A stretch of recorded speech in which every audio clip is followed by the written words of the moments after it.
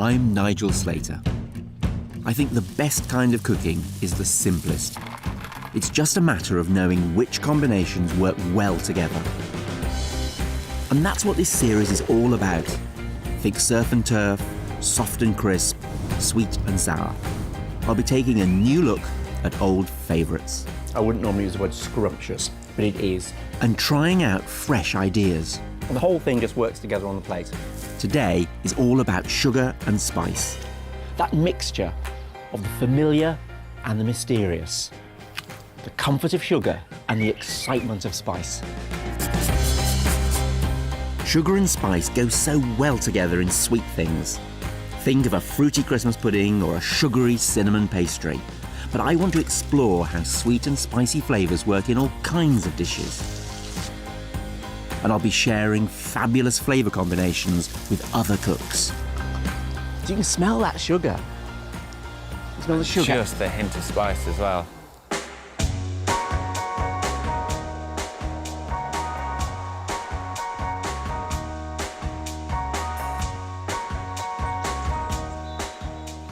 I often think that the best fun a cook can have is seasoning.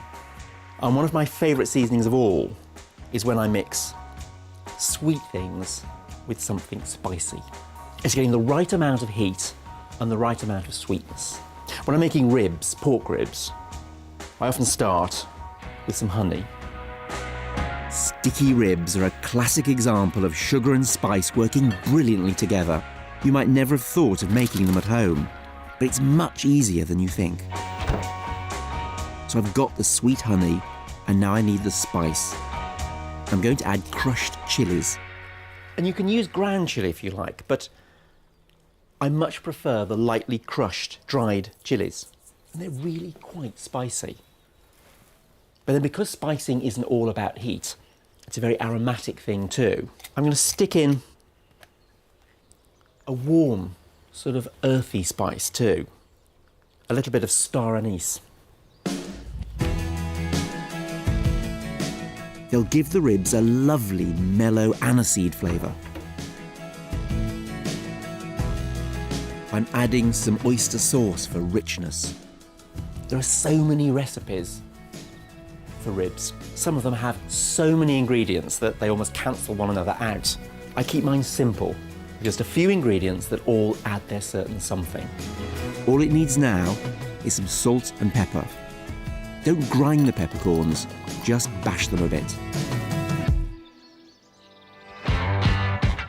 Now for the ribs. You want something you can really get your teeth into. Coat them thoroughly in the marinade. Now what I like to do is to leave the ribs in the sticky marinade for a few hours. 2 is the minimum, and overnight is probably the maximum. It just gives a chance for the spices and the sugar to work with the meat. Finally, tuck some garlic cloves between the ribs. And they'll soften as these are roasting. And you'll get a lovely mellowness. You won't get that rasping garlic flavour. Cover them and leave for as long as you can.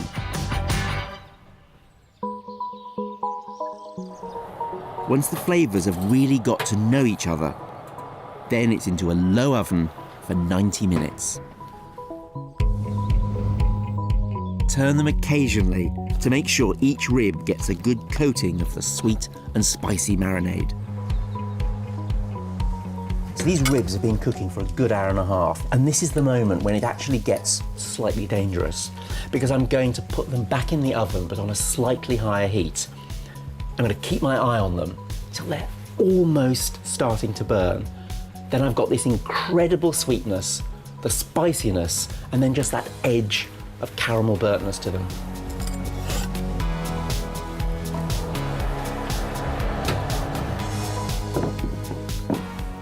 So this is how I like my ribs. Very, very dark, very sticky, very sweet and very spicy. Choose plump, meaty ribs and cook them slowly. While they're in the oven, they'll fill the kitchen with warm, sweet and spicy smells, and they'll be the best ribs you've ever eaten.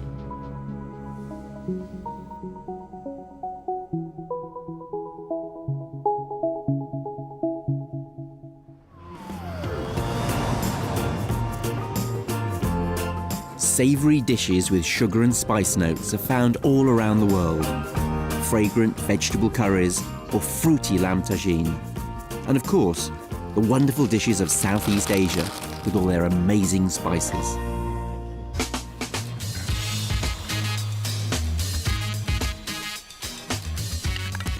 You know, sometimes I look at recipes and I see a great big long list of ingredients.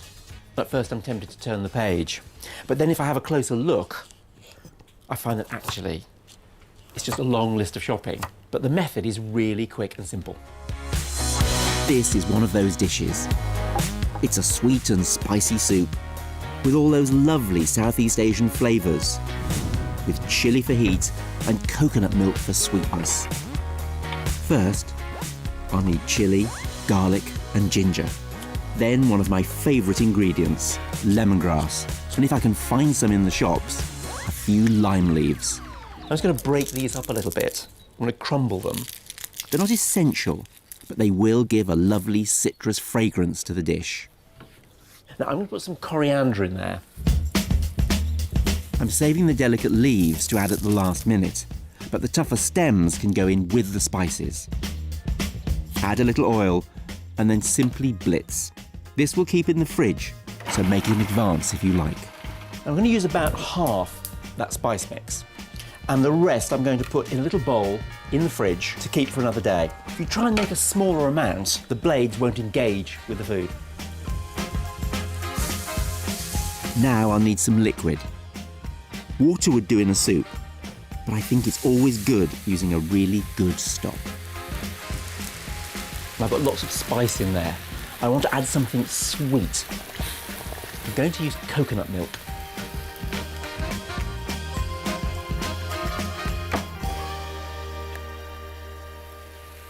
This has a rich, nutty sweetness. Without it, this dish would just be a spicy soup. And I want this to be a sugar and spice. And that sugar, that sweetness comes from the coconut milk. I love putting smooth, slippery noodles in a sweet and spicy soup. These are glass noodles. No cooking required. Just soak in boiling water for a few minutes. I want some other ingredients in there. And I'm going to put some tomatoes in. I'm going to keep these pieces quite small, and they take seconds to cook. What else goes in the soup is up to you. It could be chicken, fish, or vegetables. Today I fancy some sweet, juicy prawns. Frozen are fine. Use grey, uncooked ones.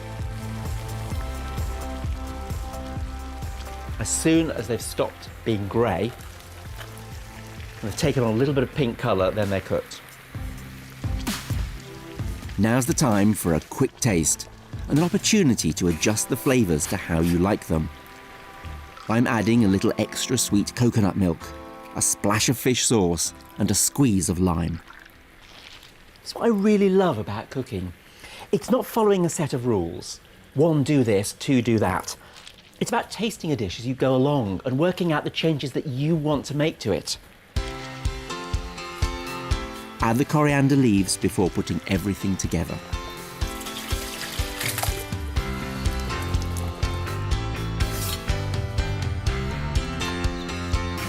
And finally, a sprinkling of cooling mint.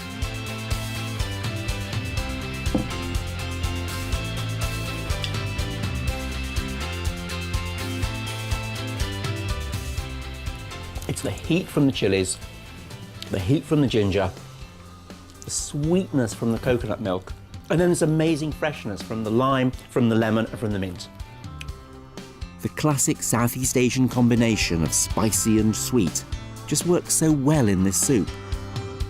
The sweetness of the coconut marries with the heat of the chili and ginger and makes a few prawns and noodles into a very special supper indeed.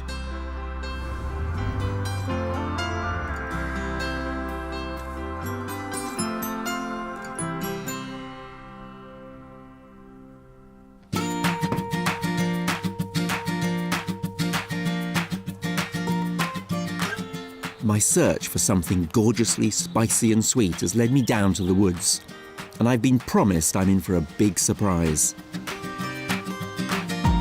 I just wanted a job where I could work with my dog around me all the time. It's dog walking in woods, and the site became available. I got in contact with the Forestry Commission, and I've been here 5 years now. And most regulars come every day, which is really, really nice. It's a lovely feeling that they want to come back all the time.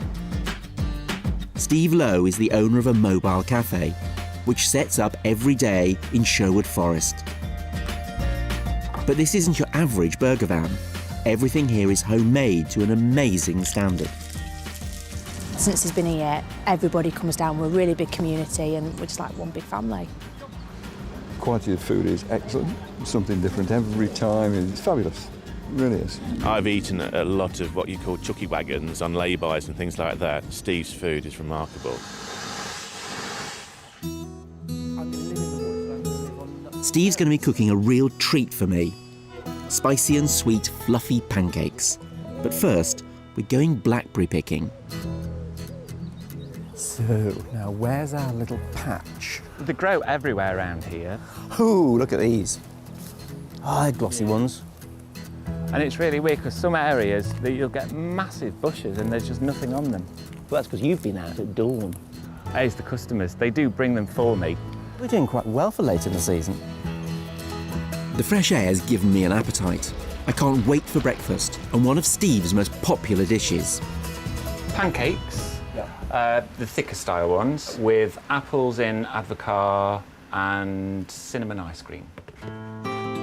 Steve makes his batter from eggs, flour, sugar and milk. So that's a good, thick batter. Really thick, just dropping consistency. I mean, a lot of people call them drop scones. Yes, I think that's probably what I know. Yeah. And I can do this in a good heavy frying pan, can't I? Oh, yeah. You're waiting for the bubbles to start really popping on the drop scones. That's when you know that it's going to sort of like, form a really good colour on the bottom. He dusts the pancakes with icing sugar to make them extra sweet. And for the spice, he sprinkles them with cinnamon. He's stewing apples with a liqueur that I associate with a more festive time of year. Now, I know advocaat from my Christmas afternoon snowball, but I've never, ever thought of using it in the kitchen. Really? It's never crossed my mind. Smells good. It smells very good. It's just like instant custard with a little bit of brandy in. Steve serves up the pancakes with the apples and homemade ice cream. Looks gorgeous. Oh, goodness me. It's good. Everything's just so comfortable together. I mean, what's coming through all this is the cinnamon. I feel like I've died and gone to heaven. I'm really glad you like it. I'm really So glad. do. I think I better get a dog.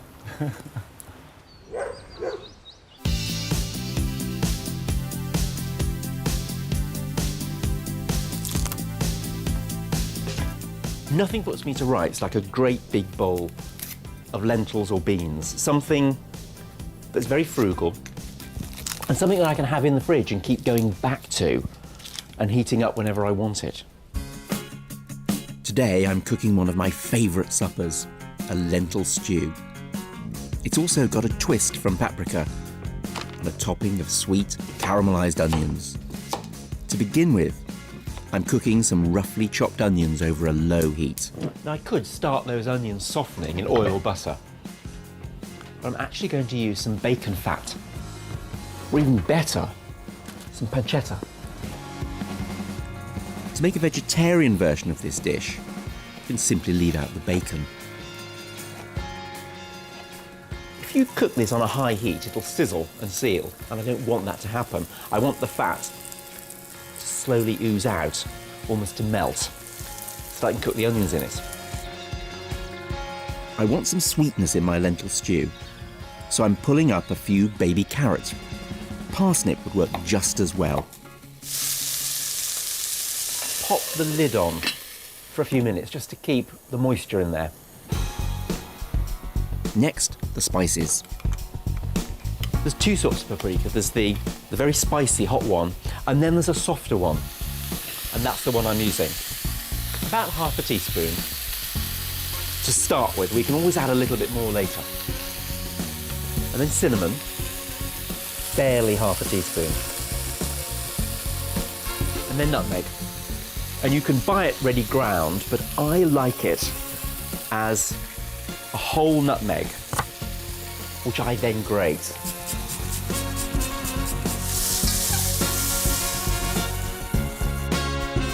I'm going to use these slate grey Puy lentils for my stew. They hold their shape during cooking and are deliciously nutty. Next, some liquid.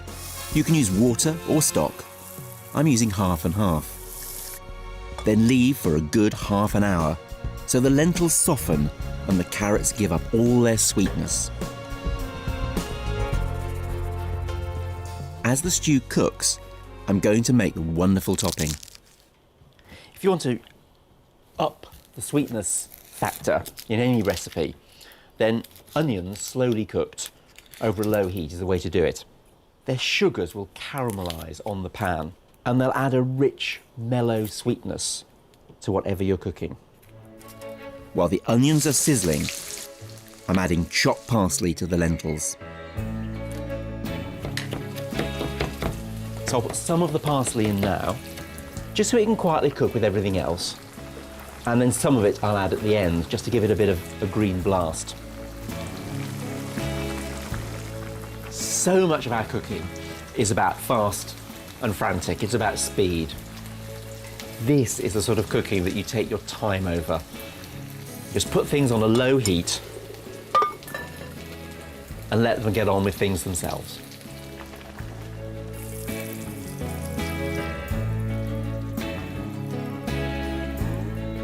Once the onions are golden brown and very soft, I'm going to finish them off with a tiny pinch of nutmeg. What I'm after is sweet warmth.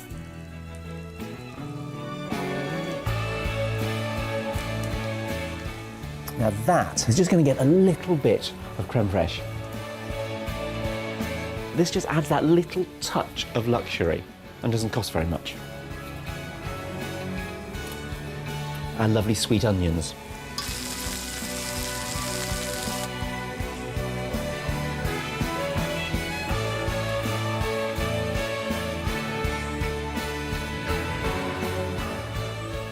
That's something to warm you through and through.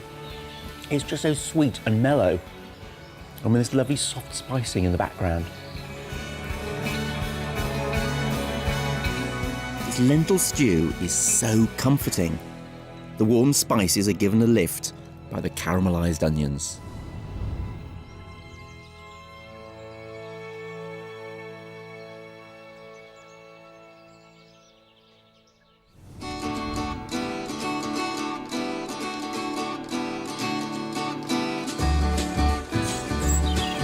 I'm spending the day with Steve, who runs a mobile cafe in Sherwood Forest.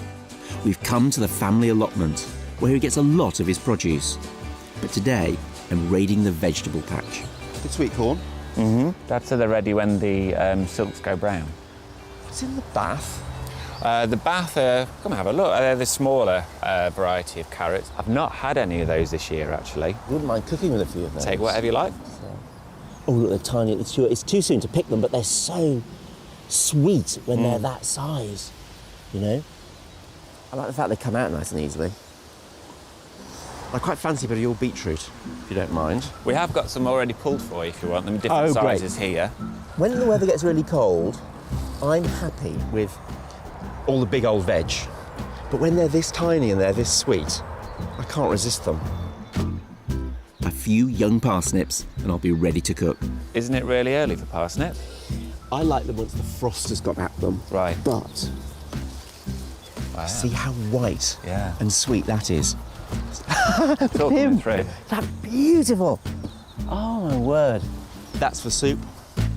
I've picked the sweetest young vegetables. They need just a little helping hand to bring out their natural sugars. Root vegetables, particularly things like parsnips, they love butter. They absolutely love it.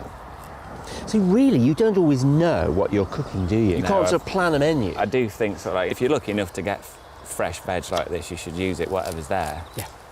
It's the kind of cooking I was brought up with. You cook with what you've got. It's amazing to be out in the open air cooking such wonderfully fresh vegetables. Oh, you grow some lovely things here, Steve. It's all thanks to family, not me. I just cook it, I'm afraid. I'm lucky to receive everything without having to put the backbreaking work in. I've got some very sweet spice here. This is garam masala. The very soft spices, the non-hot spices. So a little bit of mace and maybe some star anise, some cinnamon, a bit of nutmeg and clove. The lovely thing, of course, about garam masala is that when you buy it, the spices are already roasted and ground. So you can put it in at the very end of cooking because they've already been roasted. I think we're probably ready. I mean, it's only a little bit, almost like an exaggerated pinch of spice, but it might be enough. It looks and smells delicious. I suppose just find a couple of bits and dig in, really. I'm gonna have a bit of beetroot, if that's okay. Have a bit of beetroot. You can smell that sugar. You smell And the sugar. just a hint of spice as well. That's really nice. It could take a bit more, though, couldn't it?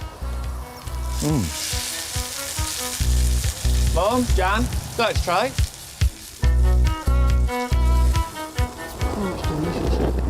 That was beautiful. Yeah, nice, Mum. It is that thing of the pleasure to pick something and put it in the pan within minutes. You know your allotment lunches, when you come down and you're working, and then you just cook something in the shed. That's your job, Dad. We will do that. So I've got to do the cooking, you'll do the digging, is that? Definitely. Just a few vegetables, but marry them with spicy seasoning and you get a wonderful accompaniment or something to have as a main course. Gardens and allotments are such exciting places for a cook. If you'd like more inspiration, just log on to the website.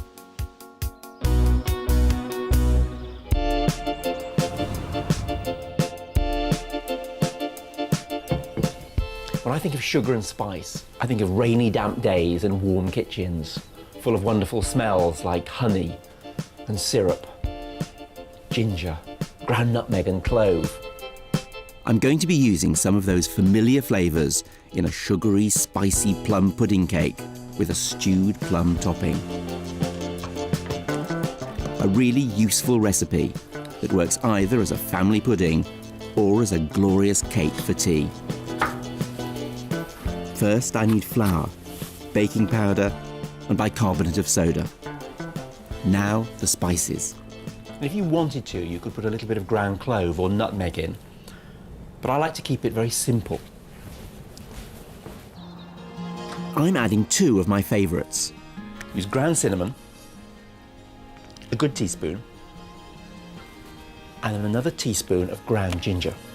Sift the flour, bicarb, baking powder and spices together. Don't be tempted to skip this. It's what will make the cake really light. With the spices taken care of, now for the sugary bit. I'm using golden syrup, about half a tin. And for extra depth, I'm adding some honey, thick or runny. This is real spice box baking. I can get all my toys out of the cupboard. I use light muscovado sugar for this cake. Its treacly flavour works so well with the spices. Add butter and melt it all together over a low heat. Then whisk up a couple of eggs with some milk.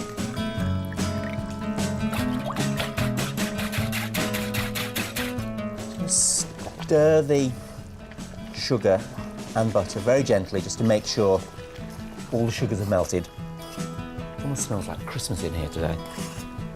When the sugar's all melted, turn off the heat and let it cool slightly while you line your baking tin. Now, so far, so traditional. What I want to do is to introduce some fruit into my cake, and not dried fruits, but some fresh fruit.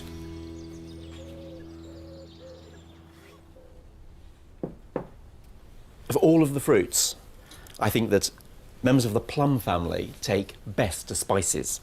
They need to be quite ripe for this. If the plums are very big, then it's worth quartering them.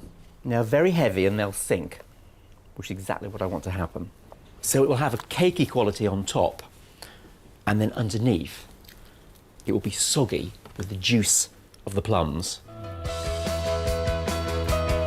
Add the warm sugar to the spiced flour. Mix it in gently. It'll be a bit lumpy, but it doesn't matter. Stir in the milk and eggs and pour the mixture into the lined baking tin.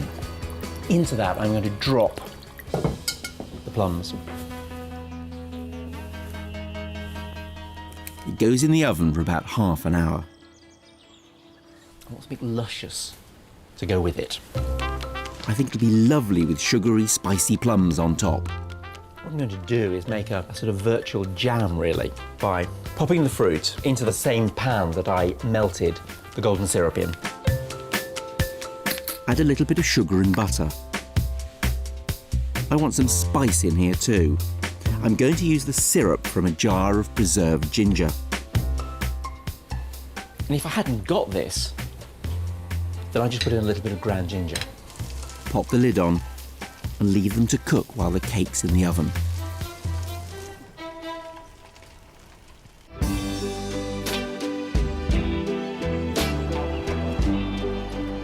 After half an hour or so, give it a test. It's done when the skewer comes out clean. With the spicy stewed plums ready, it's time to plate up. This is definitely a cake worth serving warm. I'm going to slide the warm plums on top and then some of the syrup around the outside. Just a little dollop of cream.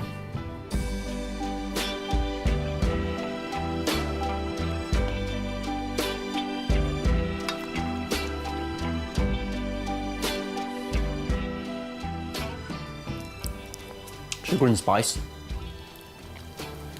And absolutely gorgeous. It's like heaven on a spoon.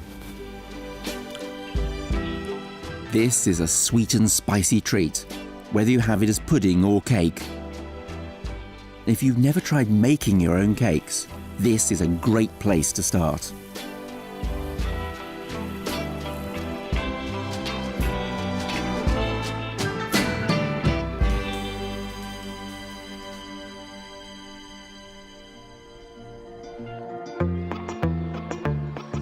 The simple combination of sugar and spice can open up a whole world of opportunities in the kitchen. It could transform the way you think about some of your favourite recipes. Next time, I'll be looking at Born and Bred. Recipes inspired by ingredients that Mother Nature tells us should be together. The only way I can improve that is with just a trickle of cream. It's like they were always meant to share a pot or a pan.